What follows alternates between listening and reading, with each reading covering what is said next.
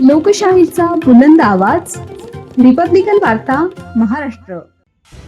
गंगापूर रोडवरील विद्याविकास सर्कल येथे भीषण अपघात. नियमबाह्य लोखंडी रॉड वाहतुकीमुळे चारचाकीचे मोठे नुकसान, जीवितहानी टळली. बातमी नाशिक येथून.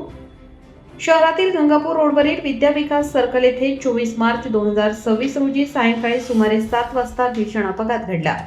नियमांचे उल्लंघन करत लोखंडी रॉड वाहतूक करणाऱ्या वाहनामुळे सुझुकी कंपनीच्या चारचाकी गाडीचे मोठ्या प्रमाणात नुकसान झाले. सुदैवाने या अपघातात कोणतीही जीवितहानी झाली नाही.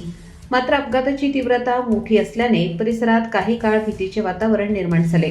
घटनेची माहिती मिळताच गंगापूर पोलीस स्टेशनचे पोलीस तात्काळ घटनास्थळी दाखल झाले. त्यांनी परिस्थितीचा आढावा घेत लोखंडी रॉड वाहतूक करणाऱ्या वाहनाविरोधात कारवाई करत गुन्हा दाखल केला. अपघातानंतर घटनास्थळी मोठ्या प्रमाणात नागरिकांची गर्दी जमली होती, ज्यामुळे वाहतुकीला अडथळा निर्माण झाला.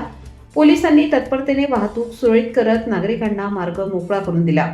दरम्यान यापूर्वीही द्वारका फ्लायओव्हर नाशिक येथे अशाच प्रकारचा अपघात घडला होता, ज्यात सिडको परिसरातील एका युवकाचा मृत्यू झाला होता.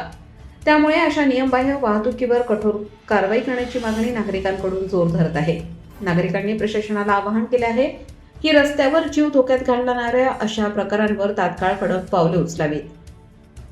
रिपब्लिकन वार्ता महाराष्ट्र न्यूज साठी प्रतिनिधी विवेक बनकर, Nashik. Subscribe now and press the bell icon. Never miss an update.